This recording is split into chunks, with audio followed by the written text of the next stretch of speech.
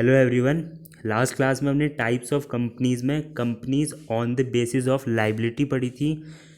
आज हम types of companies देखेंगे on the basis of members. तो फर्स्ट है हमारे इसमें one person company. Section 2 clause 62 defines one person company as a private company with only one director and one shareholder. However, it can have more than one director and up to a maximum of 15. तो one person company is company which is incorporated by a single person. एक single person जो है वो बनाता है one person company. तो अब आप सोचेंगे तो वन पर्सन ने ओपन करी है वन पर्सन कंपनी, तो ये क्या सोल प्रोप्राइटरशिप जैसी होगी? तो नहीं, इसमें लगभग जो है वन पर्सन कंपनी में वो सारे एडवांटेजेस होंगे या वो सारे फीचर्स होंगे जो किसी भी कंपनी में होते हैं, जैसे separate legal entity, corporate wheel, artificial person, limited liability etcetera etcetera, जितने भी हैं। पर ये फीचर्स जो हैं वो सोल प्रोप्राइटरशिप में प्रेजेंट नहीं होते। तो एक क्वेश्चन ये आता है कि वन पर्सन कंपनी में डायरेक्टर कितने होने चाहिए? तो वन पर्सन कंपनी है तो क्या डायरेक्टर वन होना चाहिए? तो आंसर है नहीं, ज़रूरी नहीं है। देखिए, वन पर्सन कंपनी है तो मेंबर वन होना चाहिए, ये ज़रूरी है कि मेंबर वन हो।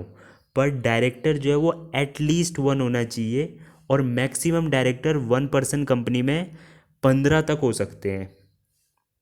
तो मेंबर वन होना चाहिए पर डायरेक्टर वन से लेके मैक्सिमम 15 तक हो सकते हैं। एक से लेकर 15 तक जितने भी चाहो कंपनी डायरेक्टर अपॉइंट कर सकती है। अब देखिए कि वन पर्सन कंपनी की ज़रूरत क्या थी, क्योंकि हमारे पास प्राइवेट कंपनीज़ थी, हमारे पास जो है पब्लिक कंपनीज़ भी थी, वो बना लेते लोग। तो वन पर्सन कंपनी का मेन जो रीज़न है एग्जिस्टेंस में आने का, वो ये था कि एंटरप्रेन्योरशिप जो है उसको एनकरेज किया जाए। और जो छोटे सोल प्रोप्राइटरशिप हैं, ट्रस्टीज़ हैं, एलएलपीज़ हैं और एक्सेट्रा, ऐसे जितने भी छोटे छोटे जो बिजनेसेस हैं उनका कॉर्पोरेटाइजेशन किया जाए, जैसे जिससे जो है उन्हें काफ़ी फ़ायदा मिलता है एज अ कंपनी होकर। जैसे समझिए, एक जो बंदा है उसने सोल प्रोप्राइटरशिप बिजनेस ओपन करा और दूसरा उसके दोस्त ने ओपन कराई वन पर्सन कंपनी। तो अगर सोल प्रोप्राइटरशिप वाला जो है वो 1 करोड़ का लोन लेता है, तो वो 1 करोड़ जो है उसकी पर्सनल लाइबिलिटी भी है। उसके पर्सनल एसेट मीन्स उसका घर, कार, ये सब चीज़ें हैं वो बेची जा सकती हैं अगर वो सोल प्रोप्राइटरशिप वाला बंदा वो लोन को वापस नहीं कर पाता। पर दूसरी साइड जो है वन पर्सन कंपनी वाला जो फ्रेंड है उसने भी सेम 1 करोड़ का लोन लिया, पर उसकी जो लाइबिलिटी है वो लिमिटेड होगी।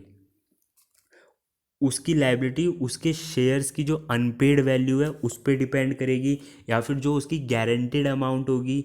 ये जो है ये हमने लास्ट क्लास में डिटेल में पढ़ा था कि लाइबिलिटी के बेस पे। और इसकी जो पर्सनल एसेट होगी वन पर्सन कंपनी वाले की, वो कंपनी के डेट्स पे या कंपनी का लोन जो है उसके लिए लायबल नहीं होगी। इसकी पर्सनल एसेट यानी कंपनी की एसेट जो है वो कंपनी की, और कंपनी के जो लाइबिलिटीज़ हैं वो कंपनी की है, उसकी मेंबर्स की नहीं है। मेंबर्स के अलग है और कंपनी अलग है यहाँ। अब देखिए, नेक्स्ट है one person company is a type of company with features of companies like separate legal entity, limited liability, perpetual succession etcetera. But in sole proprietorship business it can also run by single member, but the feature और advantages of companies are not present in that. वही जो मैंने बताया कि दोनों अलग अलग अलग हैं, उसमें कंपनीज़ के फ़ायदे होते हैं वन पर्सन कंपनी में, पर उसमें नहीं मिलते। नेक्स्ट है one person company is also a type of private limited company and it can not issue their shares to public. देखिए, वन पर्सन कंपनी जो है आपकी प्राइवेट लिमिटेड कंपनी ही होती है। वन पर्सन कंपनी भी आपकी प्राइवेट लिमिटेड कंपनी ही होती है। ये जो है वन पर्सन कंपनी, ये पब्लिक लिमिटेड कंपनी में कन्वर्ट नहीं हो सकती। मीन्स कन्वर्ट तो हो सकती है, पर यहाँ पे इसका मतलब क्या है कि ये अपने जो शेयर्स हैं वो पब्लिक को नहीं दे सकती। यानी ये पब्लिक ऑफरिंग नहीं कर सकती कि पब्लिक इनके शेयर्स परचेज कर रही है वन पर्सन कंपनी के और इन्हें रुपए मिल रहे हैं। अब क्यों नहीं कर सकती? क्योंकि देखिए इसके पीछे एक रीज़न ये है कि 1% कंपनी में केवल एक मेंबर है। गवर्नमेंट ने बोला आप पब्लिक का रुपया ऐसे एक पर्सन के हाथ में नहीं दे सकते, क्योंकि एक ही पर्सन है वहाँ पे, मेंबर एक ही है। अब वो फ्रॉड कर सकता है उस रुपये का, वो मिसयूज़ कर सकता है उस रुपये का। इसलिए हम 1% कंपनी को भी प्राइवेट लिमिटेड कंपनी के टाइप मानते हैं। वो पब्लिक ऑफरिंग ये सब नहीं कर सकती हैं वो। अब नेक्स्ट है, there is no limit prescribed for minimum paid up capital in 1% company. अब जो 1% कंपनी है उसमें मिनिमम पेड अप कैपिटल कितनी होनी चाहिए? तो 1% कंपनी में कोई मिनिमम पेड अप कैपिटल नहीं है। आप अपना बिजनेस 5 रुपये से स्टार्ट करो, 10 रुपीज़ से स्टार्ट करो, 10 लाख रुपीज़ से स्टार्ट करो, चाहे 10 करोड़ से करो, कोई यहाँ पे फिक्स्ड मिनिमम कैपिटल प्रेस्क्राइब्ड नहीं है। Next is the MOA of 1% company shall indicate the name of other person who is as a nominee of that 1% company if the member is dead or in any such situation। अब देखिए 1% company में क्या है कि company है तो perpetual succession, मतलब इसमें कंपनी का वो परपेचुअल सक्सेशन वाला फीचर प्रेजेंट है कि मेंबर शुड डाई और change but company is still running. तो यहाँ एक क्वेश्चन ये आ जाएगा कि ठीक है परपेचुअल सक्सेशन तो है, पर मेंबर तो एक ही है इसमें। अगर मेंबर की डेथ हो जाती है, कि एक ही मेंबर है, तो मेंबर की डेथ हो गई तो कंपनी चलाएगा कौन? क्योंकि यहाँ तो एक मेंबर था। तो इसमें क्या होता है कि 1% कंपनी में जब एमओ यानी मेमोरेंडम ऑफ एसोसिएशन बनता है कंपनी का, तो उसमें मेंबर्स जो हैं उनके एक नॉमिनी बताना होता है। जो मेंबर्स होगा, जो इनकॉर्पोरेट कर रहा है उस कंपनी को, उसे अपना एक नॉमिनी बताना होता है। और उस नॉमिनी ने रिटर्न कंसेंट देना होता है कि ओके मैं मेंबर का जो है नॉमिनी हूँ आफ्टर हिज डेथ, जो है उसकी डेथ के बाद इस कंपनी को मैं चलाऊँगा। ये नॉमिनी ने रिटर्न कंसेंट लिख के देना होता है। तो वही है, the person whose name is given in the MOA as a nominee.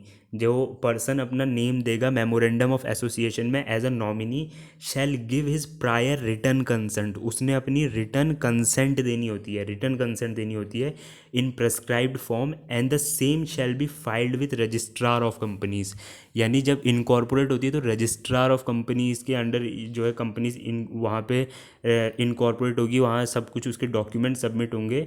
तो वहाँ पे वो उस टाइम पे सबमिट जो है वो रिटर्न कंसेंट भी रजिस्ट्रार ऑफ कंपनीज़ को एमओए में सबमिट करना होगा कंपनी ने। नेक्स्ट है द पर्सन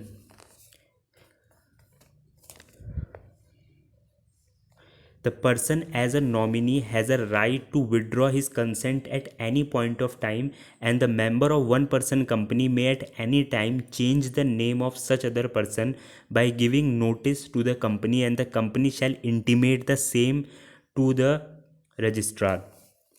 अब मान लीजिए ए ने 1% कंपनी ओपन करी और बी उसका सन था। ए ने करी ओपन एक 1% कंपनी और बी उसका सन है। तो उसे जो है उसने उसे रिटर्न कंसेंट ले ली बी से और एमओए में दे दिया गया।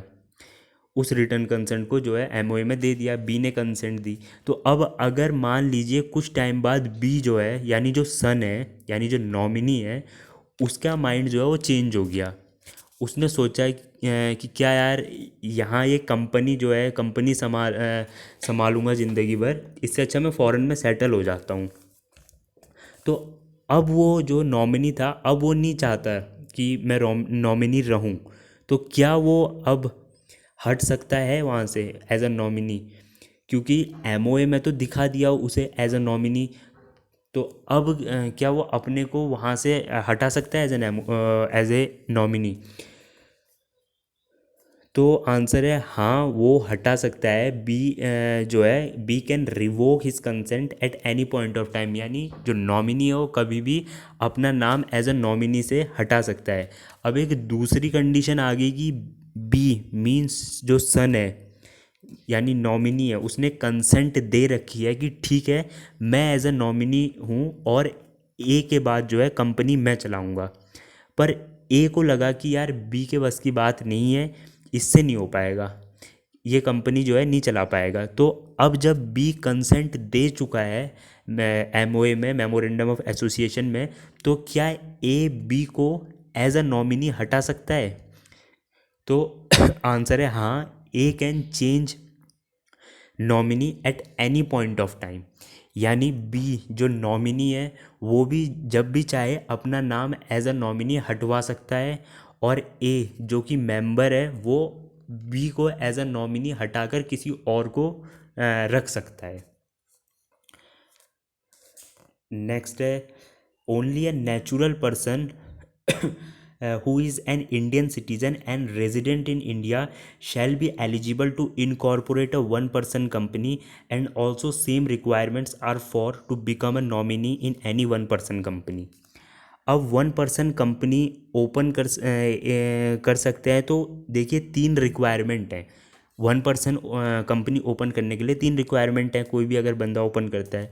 फर्स्ट, वो पर्सन जो है वो नेचुरल पर्सन होना चाहिए, यानी कोई कंपनी जो है वो कंपनी कोई दूसरी वन पर्सन कंपनी को ओपन नहीं कर सकती, नेचुरल पर्सन होना चाहिए। सेकंड है, he is a citizen of India, India का सिटीज़न होना चाहिए वो पर्सन, और इंडियन सिटीजन होना चाहिए। और थर्ड जो है वो रेजिडेंट ऑफ इंडिया भी होना चाहिए। इंडियन सिटीजन तो होना ही चाहिए, साथ में रेजिडेंट ऑफ इंडिया भी होना चाहिए। मतलब रेजिडेंट ऑफ इंडिया मतलब वो लास्ट जो आपका फाइनेंशियल ईयर है उसमें वो कम से कम 182 डेज इंडिया में रहा होना चाहिए, तब वो इंडियन रेजिडेंट कहलाएगा। तो तीन रिक्वायरमेंट्स क्या होगी? फर्स्ट, वो नेचुरल पर्सन होना चाहिए, जो भी मेंबर होगा वो नेचुरल पर्सन होना चाहिए। सेकंड, इंडियन सिटीज़न होना चाहिए। एंड थर्ड, वो रेजिडेंट ऑफ इंडिया भी होना चाहिए, यानी वो जो लास्ट फाइनेंशियल ईयर गुजरा है उसमें वो 182 डेज इंडिया में रहा होना चाहिए, तब वो रेजिडेंट ऑफ इंडिया कहलाएगा। अब नॉमिनी जो बन रहा है उसकी क्या रिक्वायरमेंट्स हैं कि उसकी भी सेम यही तीन रिक्वायरमेंट्स है, यानी वो नॉमिनी भी नेचुरल वही बन सकता है जो नेचुरल पर्सन होना चाहिए, यानी कोई कंपनी नॉमिनी नहीं बन सकती। नॉर्मल जो नेचुरल ह्यूमन बीइंग है वही नॉमिनी भी बन सकता है, वही मेंबर भी बन सकता है। और दोनों के लिए दोनों जो है इंडियन सिटीज़न होने चाहिए, और दोनों ही रेजिडेंट ऑफ इंडिया भी होने चाहिए। ठीक है। नेक्स्ट है, no person shall be eligible to incorporate more than one person company and became nominee in more than one such company. देखिए एक पॉइंट समझिए कि आप एक टाइम में इंडिया में किसी एक वन पर्सन कंपनी के ही मेंबर रह सकते हैं। एक टाइम में किसी एक इंडिया में किसी एक वन पर्सन कंपनी के ही मेंबर रह सकते हैं, और उसके साथ किसी एक कंपनी के नॉमिनी रह सकते हैं। मींस आप एक कंपनी के मेंबर और एक कंपनी के नॉमिनी रह सकते हैं। एक से ज़्यादा कंपनी के आप मेंबर भी नहीं हो सकते, और एक से ज़्यादा कंपनी के नॉमिनी भी नहीं हो सकते एक साथ। तो एक एग्जांपल से समझिए, आकाश है एक बंदा, उसने ए लिमिटेड कंपनी ओपन करी। आकाश ने ए लिमिटेड कंपनी ओपन करी जो वन पर्सन कंपनी है। तो आकाश ए लिमिटेड कंपनी का उसने ओपन करी है, तो वो उस कंपनी का मेंबर है। और आकाश के जो फादर हैं उनकी भी एक वन पर्सन कंपनी है, ठीक है, बी लिमिटेड कंपनी। क्या है उनके फादर, उसके फादर की कंपनी का नाम क्या है? बी लिमिटेड कंपनी, जिसमें जो है उन्होंने आकाश को नॉमिनी बनाया है। तो अब दो वन पर्सन कंपनी हो गई, ए लिमिटेड और बी लिमिटेड। ए लिमिटेड में आकाश क्या है? मेंबर है, और बी लिमिटेड में आकाश नॉमिनी है। तो एज पर लॉ ये ठीक है, चलेगा। पर क्या होता है कि बी लिमिटेड कंपनी जो आकाश के फादर की है और उसमें आकाश नॉमिनी है, तो उसके फादर की जो है डेथ हो गई, उसके फादर की डेथ हो गई। अब क्या सिचुएशन बन गई कि आकाश ए लिमिटेड का तो मेंबर था ही, अब आकाश बी लिमिटेड का भी मेंबर हो गया। आकाश ए लिमिटेड का मेंबर पहले से था, बी लिमिटेड में वो नॉमिनी था। पर अब क्या हुआ कि बी लिमिटेड में उसके फादर की डेथ हो गई, तो अब आकाश बी लिमिटेड में भी मेंबर हो गया क्योंकि उसके फादर की डेथ हो गई। अब यहाँ पर आकाश ने जो है कुछ गलत तो नहीं कर रखा, वो तो एज़ पर लॉ ही चल रहा था। पर अगर मेंबर की डेथ हो गई तो नॉमिनी मेंबर बनी जाएगा। तो अब क्या होगा, क्या अब आकाश दो वन पर्सन कंपनी का मेंबर रह सकता है? क्वेश्चन ये है कि क्या अब आकाश दो वन पर्सन कंपनी ए लिमिटेड और बी लिमिटेड दोनों का मेंबर एक साथ रह सकता है? तो देखिए, ऐसी सिचुएशन में आकाश को 180 डेज़ का टाइम दिया जाता है टू रेक्टिफाई दिस एरर, क्योंकि लॉ के अकॉर्डिंग आप जो है दो वन पर्सन कंपनी के मेंबर एक साथ नहीं रह सकते एक टाइम पर। तो अब उसके पास ऑप्शंस अवेलेबल होंगे कि या तो एक वन पर्सन कंपनी को बंद कर दे, तो वो फिर एक ही वन पर्सन कंपनी का मेंबर रहेगा, और एक ऑप्शन की एक का मेंबर रहे वो और दूसरी कंपनी में जो है वो नॉमिनी बन जाए और दोबारा से नॉमिनी बन जाए और मेंबर जो है किसी और को बना दे, तो तब भी ठीक है, लॉ के अकॉर्डिंग हो जाएगा। या फिर दोनों जो कंपनीज हैं ए लिमिटेड बी लिमिटेड उनको मर्ज कर दे आपस में, कुछ भी करे पर मेंबर जो है वो ओनली वन पर्सन कंपनी का ही रहना चाहिए। और इसके लिए उसके पास कितने डेज़ का टाइम होता है? 180 डेज़ का टाइम होता है। ठीक है। नेक्स्ट है, no minor shall become member और nominee of the one person company. Next thing है कि कोई माइनर मेंबर और नॉमिनी, कोई भी माइनर जो है, माइनर पर्सन 18 से छोटा, वो मेंबर या फिर नॉमिनी नहीं बन सकता किसी भी वन पर्सन कंपनी में। ठीक है। Next, such company can not carry out non banking financial investment activities and also not converted into a company under section 8 of the act. और जो आपकी वन पर्सन कंपनी होती है वो कभी भी नॉन बैंकिंग फाइनेंशियल इन्वेस्टमेंट नहीं कर सकती। मींस जैसे कोई इंस्टीट्यूशंस होते हैं जो बैंक नहीं है पर वो डिपॉजिट करते हैं, वो लोन देते हैं, तो वन पर्सन कंपनी ऐसी एक्टिविटीज़ नहीं कर सकती। क्यों? क्योंकि यहाँ क्या है कि यहाँ केवल एक एक मेंबर है और पब्लिक उसको रुपए दे रही है, तो रिस्क है कि वो भाग भी सकता है, कि उसके पास काफ़ी रुपया इकट्ठा हो गया तो वो भाग सकता है, फ्रॉड कर सकता है। और वन पर्सन कंपनी जो है, इसके अलावा सेक्शन 8 में जो चैरिटेबल कंपनी होती है तो उसमें कभी कन्वर्ट नहीं हो सकती, यानी वन पर्सन कंपनी कभी भी चैरिटेबल कंपनी में भी कन्वर्ट नहीं हो सकती।